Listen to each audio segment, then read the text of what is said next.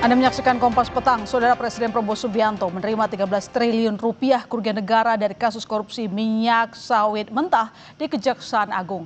Prabowo bilang uang sebesar itu seharusnya bisa merenovasi ribuan sekolah. Senin pagi, Prabowo menghadiri penyerahan kerugian negara 13 triliun rupiah didampingi sejumlah menteri. Prabowo mengapresiasi kinerja Kejaksaan Agung dalam mengungkap kasus korupsi minyak sawit mentah atau crude palm oil CPO. Tak hanya renovasi sekolah, Prabowo bilang 13 triliun rupiah juga dapat membangun kampung nelayan agar rakyat hidup lebih layak.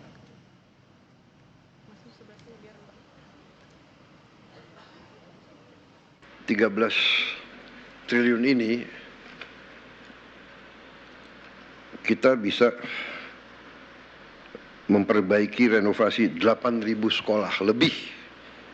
Kalau satu kampung nelayan kita anggarkan 22 miliar, jadi 13 triliun ini berarti kita bisa membangun 600 kampung nelayan. 5 juta orang Indonesia bisa hidup layak.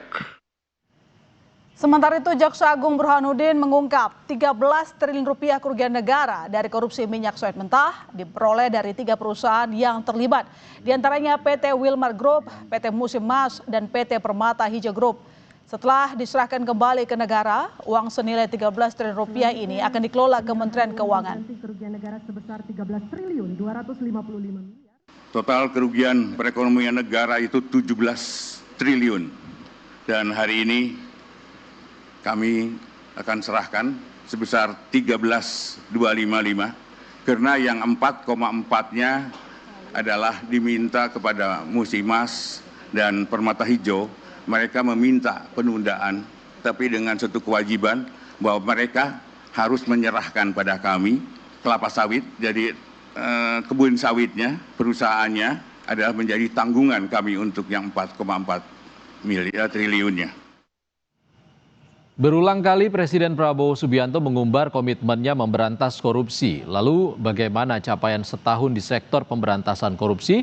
Kita bahas bersama Almas Syafrida, pelaksana tugas Koordinator Indonesia Corruption Watch atau ICW, dan Rudianto Lalo, anggota Komisi 3 DPR fraksi Nasdem. Selamat sore Bapak-Bapak. Selamat sore. Mbak Almas, terima kasih sudah hadir, tadi belum sempat menyapa. Kita ke Mbak Almas dulu. Mbak Almas, bagaimana catatan ICW dalam pemberantasan korupsi setahun belakangan ini? Ya, kalau untuk catatan 1 tahun Presiden Prabowo Gibran di isu pemberantasan korupsi, kami di ICW menilai bahwa ini tidak ada sinyal penguatan ya untuk pemberantasan korupsi, dan ini dilihat dari berbagai aspek, mulai dari penindakan yang dilakukan oleh sendiri, kemudian juga upaya pencegahan yang dilakukan oleh pemerintahan Prabowo Gibran terkait dengan korupsi di berbagai sektor, misalnya perizinan, pengadaan barang dan jasa, reformasi birokrasi, dan sebagainya. Dan kalau dilihat dari kebutuhan penguatan instrumen hukum pemberantasan korupsi, belum ada langkah konkret yang dilakukan oleh Presiden Prabowo untuk menguatkan kebutuhan penguatan hukum. Di tahun pertama Prabowo Gibran ini belum ada langkah konkret yang kita lihat begitu ya, yang berdampak juga untuk penguatan Indonesia yang lebih baik. Mbak Almas, tapi kan hari ini juga Presiden Prabowo ke Kejaksaan Agung menerima 13 triliun rupiah kerugian negara. Apakah ini menurut Anda bukan langkah konkret? Ya, kalau bicara soal korupsi yang ada di Indonesia di berbagai sektor, kami meyakini korupsi itu ada jauh lebih besar dari yang sekarang ini terungkap. Ya, dan kalau lihat dari data kami yang terbaru, tren penindakan kasus korupsi di tahun 2024, meskipun penindakan itu masih ada, KPK ada penindakan yang dilakukan, kepolisian demikian juga, kejaksaan juga melakukan hal yang sama, tapi ini menunjukkan tren yang menurun begitu ya, sehingga harapan kami adalah ketika kita bicara soal pemberantasan korupsi, ini tidak hanya bicara soal ada penindakan dan ada kerugian negara yang diselamatkan, tetapi sudah saatnya kita juga bergeser, tidak hanya penindakan aja yang harus dipertahankan dan harus diperkuat, tetapi bagaimana upaya untuk pencegahan dan juga pengelolaan anggaran kita agar semaksimal mungkin benar-benar dirasakan manfaatnya untuk warga gitu ya. Salah satu misalnya yang menjadi catatan kami di 1 tahun pemerintahan Presiden Prabowo adalah kebijakan efisiensi yang satu sisi itu merupakan satu hal yang sangat penting karena kita juga melihat dari tahun ke tahun itu banyak sekali anggaran negara yang digelontorkan dengan satu tidak tepat prioritas, kemudian juga ada bocor begitu ya kalau pakai bahasa Pak Prabowo di isu korupsi dan sebagainya. Oke, Tapi di intinya sisi lain poinnya maksimal pencegahannya pemanfaatan masih untuk lemah ya, publiknya kurang. Mbak Almas ya. Mbak Almas, kita ke Bang Rudi dulu. Bang Rudi, tadi hari ini Presiden Prabowo menerima 13 triliun rupiah lebih terkait dengan sitaan yang diserahkan oleh Kejaksaan Agung. Dan ini bisa dialihkan untuk pembangunan. Apakah menurut Anda ini pantas? Yang pertama tentu kita harus memberi hormat ya, respect kepada Kejaksaan Agung Republik Indonesia sebagai salah satu pedang keadilan presiden selain Polri dan KPK yang diberi kewenangan oleh undang-undang untuk memberantas korupsi, yang oleh Bapak Presiden mengatakan bahwa korupsi adalah musuh negara. Diksi musuh negara ini berarti karena presiden yang mengucapkan, maka itu harusnya menjadi panduan moral, menjadi sumber etis dari penegak hukum untuk kemudian menerjemahkan apa yang menjadi keinginan presiden. Apa yang dilakukan Kejaksaan Agung Republik Indonesia ini salah satu contoh yang menurut saya baik. Seperti inilah yang harusnya penegak hukum kita menafsir keinginan Bapak Presiden agar pemberantasan korupsi ini tidak sekedar pemidanaan badan fisik saja, tetapi yang paling utama adalah bagaimana pemulihan kerugian negara, bagaimana pemulihan aset kita agar yang dikorupsi tersebut bisa kembali ke negara dan dimanfaatkan oleh negara. Kalau ditanya tadi pertanyaannya apakah ini pantas, saya kira ini kan memang tugas penegak hukum itu seperti itu. Oke, Bang Rudi, ini tepat dengan setahun pemerintahannya Presiden Prabowo dan ini diterima 13 triliun. Menurut Anda ini tepat nggak? Ya, saya mengatakan ini langkah awal yang baik untuk Kejaksaan Agung di masa Bapak Presiden Prabowo. Tetapi kita tidak boleh berpuas diri hanya misalkan menyelamatkan 13 triliun itu saja. Contoh misalkan Bapak Presiden mengatakan ada kurang lebih 1.000 titik tambang-tambang ilegal yang potensi pendapatan negara besar. Harusnya ini juga bisa dikejar misalkan. Begitupun kejahatan-kejahatan lain, sumber daya alamnya lain seperti hari ini sawit, korupsi sawit dan sebagainya. Saya kira patut diacungi jempol. Justru kita berharap penegak hukum lain juga bisa demikian. Apakah KPK misalkan, Polri misalkan, supaya betul-betul kehadiran lembaga penegak hukum ini ada manfaatnya bagi masyarakat. Sama ketika misalkan hari ini Kejaksaan membongkar korupsi Pertamina misalkan, yang di dalamnya kita berharap kita membongkar korupsi Pertamina ini ada manfaat yang diperoleh masyarakat, misalkan turun harga bensin, turun harga minyak misalkan, supaya ada manfaat dari penegak hukum itu. Kalau tidak ada manfaatnya nanti terkesan persepsi publik hanya tukar pemain aja gitu kan, tukar pengelola aja. Ini juga yang tidak baik. Makanya saya katakan langkah Kejaksaan Agung ini saya kira langkah tepat, minimal menjadi contoh bagi penegak hukum lain, khususnya Kejaksaan Agung, Kejaksaan Tinggi, untuk betul-betul memberantas korupsi. Ada manfaat yang diperoleh oleh negara, tidak sekedar menghukum para koruptor itu, tetapi ada pemulihan aset keuangan negara kembali ke negara.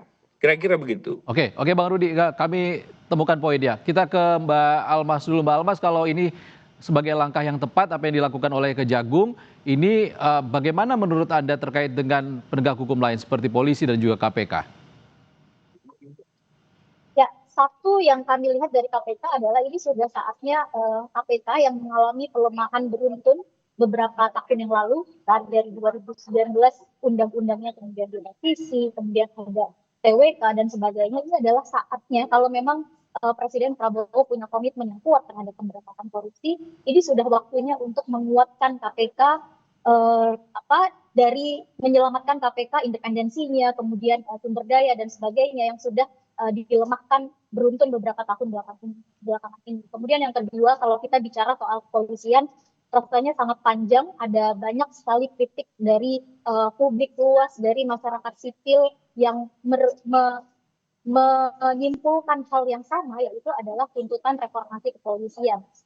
polisi punya wewenang yang sangat besar, tidak hanya dalam konteks penindakan hukum, begitu ya, sehingga sudah saatnya juga polisi ini di-reform dari berbagai aspek, sehingga ada salah satunya menghadirkan pengawasan yang memadai, baik itu pengawasan internal maupun pengawasan eksternal, agar kemudian kepolisian itu benar-benar menjadi penegak hukum dan juga berwajah tidak represif begitu ya ketika berhadapan dengan warga, menjadi harapan baru. Dua hal itu catatan kami terkait dengan penegakan penegak hukum kita, baik itu di KPK maupun di kepolisian. Dan kalau dilihat tren sebetulnya dari jumlah kasus yang ditangani oleh seluruh penegak hukum kita, tidak hanya kepolisian maupun KPK, ini kalau dibandingkan tahun 2023 ke tahun 2024 ini mengalami penurunan, gitu. Sehingga harapannya ya ke depan yang dilakukan adalah penguatan atau penguatan dalam konteks baik itu penindakan ataupun pencegahan. Lalu soal pemulihan ininya Mbak, pemulihan kerugian negaranya untuk APH-APH lain seperti Polri dan juga KPK ini seperti apa ke depannya menurut Anda? Ya, salah satu alasan kenapa ICW konsisten sejak lama mendorong agar undang-undang perampasan aset itu segera dibahas di DPR adalah karena kami melihat penindakan hukum korupsi itu tidak hanya bicara soal memenjarakan orang begitu ya. Ada dua aspek lain yang penting di situ. Satu adalah pemulihan kerugian negara, yang kedua adalah terkait dengan kerugian korban. Korupsi ini kan adalah kejahatan yang tidak hanya ada pelakunya, tapi ada korbannya begitu. Sehingga dengan penguatan instrumen hukum, salah satunya misalnya pembahasan undang-undang perampasan aset yang partisipatif, yang transparan, kita berharap ke depan instrumen hukumnya lebih kuat lagi. Oke, Mbak Almas. Demikian juga misalnya Mas terkait dengan pengenaan pasal pencucian uang yang sampai saat ini juga. Oke, Mbak Almas, kita potong dulu karena ini undang-undang perampasan aset yang tadi Anda sebutkan ini kita lempar ke Bang Rudi. Gimana Bang Rudi, undang-undang di sana? Ya kan sudah tahun ini kan sudah masuk di prolegnas dan setelah masa sidang mungkin akan dibahas oleh Badan Legislasi kita. Dan itu sudah masuk kemarin sebelum masa sidang reses. Bisa mungkin setelah masa sidang 3 November masuk ini akan menjadi catatan untuk kemudian kami di Balik maupun di komisi untuk kemudian membahas tindak lanjut dari undang-undang perampasan aset. Memang yang berkembang hari ini adalah penyelesaian rancangan undang-undang hukum acara kita, hukum acara pidana kita. Karena kita mau KUHP ini yang menjadi controlling bagi penegak hukum agar nantinya penegak hukum dalam menjalankan hukum material betul-betul bisa sesuai dengan hukum acara kita, hukum formil kita. Ini yang mudah-mudahan tahun ini kita selesaikan KUHP, setelah selesai hukum acara kita selesaikan undang-undang perampasan aset. Dan hari ini tanpa undang-undang perampasan aset pun Kejaksaan Agung bisa membuktikan bahwa berdasarkan undang-undang tindak pidana korupsi dan tindak pidana pencucian uang juga bisa dipakai untuk kemudian merampas untuk memperoleh pemulihan kerugian negara tadi. Oke, Bang Rudi, tapi soal penegasannya bagaimana undang-undang perampasan aset ini untuk segera disahkan? Seperti apa penegasan Anda? Yang jelas sudah ada di prolegnas. Kalau sudah ada di prolegnas, maka menjadi kewajiban kami di DPR untuk menyelesaikan, menuntaskan itu. Memang hari ini yang mau dituntaskan lebih awal adalah hukum acaranya, Pak. Hukum acara pidana kita yang nantinya bisa menjadi relnya, jalurnya, agar tidak ada nanti penyimpangan atau penyalahgunaan kewenangan oleh penegak hukum ketika undang-undang perampasan aset ini lahir.